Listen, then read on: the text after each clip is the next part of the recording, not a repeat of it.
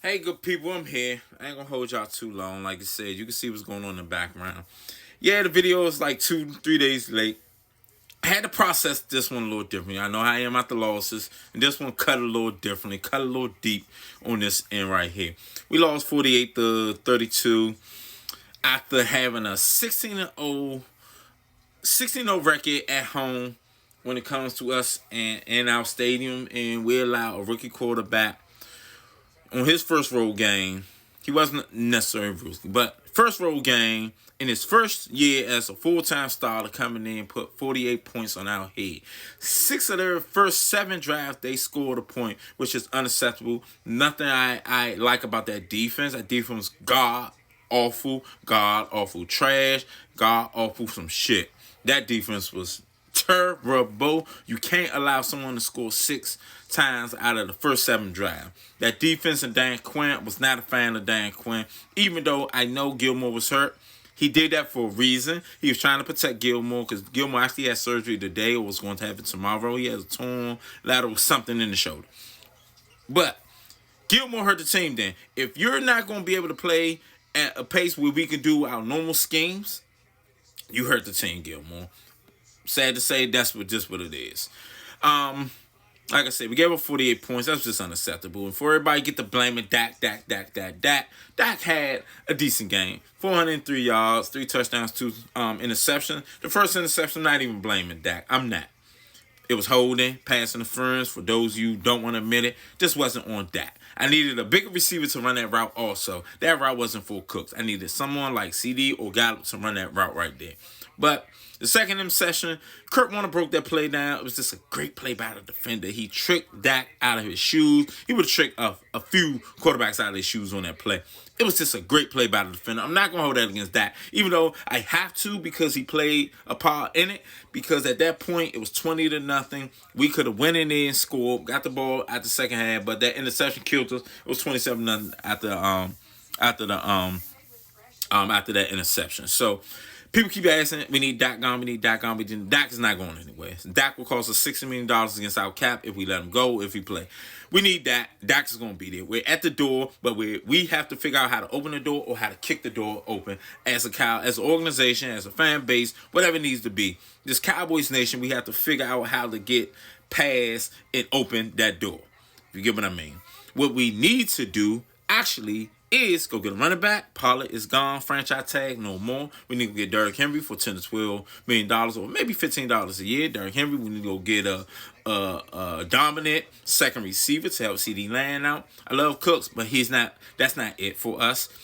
Gallup is not it for us. Tolbert is not it for us. I love Ferguson. Ferguson can stay. I love Ferguson. He plays with that notch with him. He plays with attitude, where the mentality is. You can't play with that man right there. Literally, probably him and Dak has that and when I say that dog in them, you can't say what you want to say with them. You can't do what you want to do with them. I love Ferguson. Ferguson will definitely be back next year. Defensive side of the ball, we have to get stronger and bigger in the interior. Bigger defensive linemen who can clog up the paint. Green Bay rushed for 100-some yards. Eron Jones just doing what he wanted to do. Eron Jones had 100-some yards rushing. Eron Jones didn't have 1 touchdown. Eron Jones didn't have 2 touchdowns. Eron Jones had 3 touchdowns. Uno, dos, tres.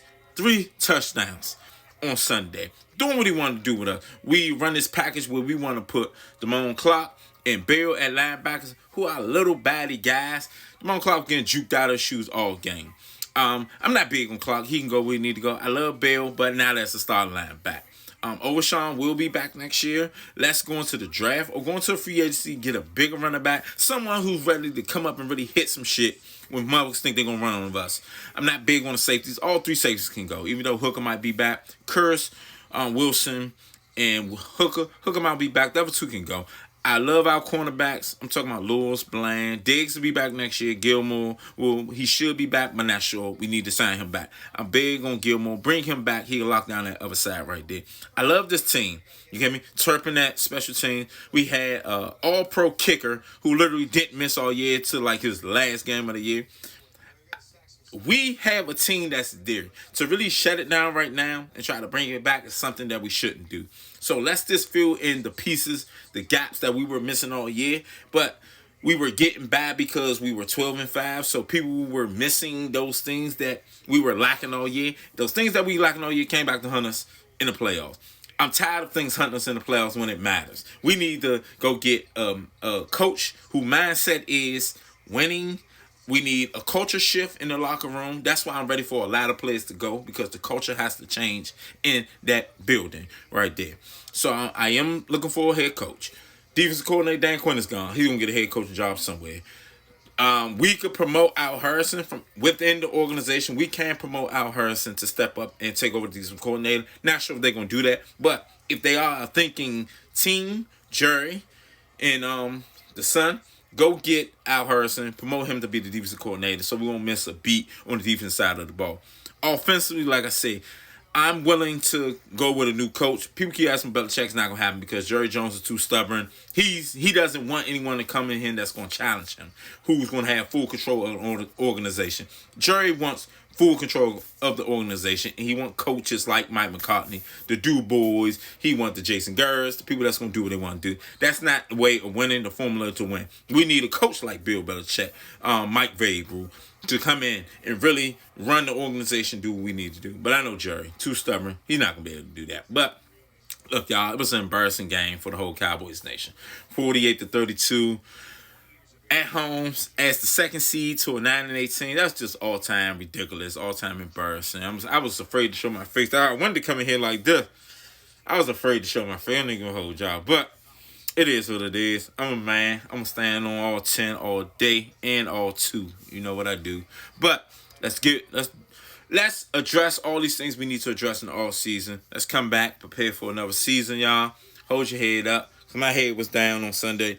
You see me, it's Tuesday right now. My head up. I'm ready to keep fighting for us to get the Super Bowl in the last 29, 30 years. Well, Cowboys Nation, I'm out. I'm going to see y'all. Just salute to the Cowboys for a great, great season. I'm going to do another video. Let's talk about combine, draft, all-season moves, and prepare for our 2024-2025 season, good people. Man, salute y'all, man. Love y'all. And I say, what? Good day.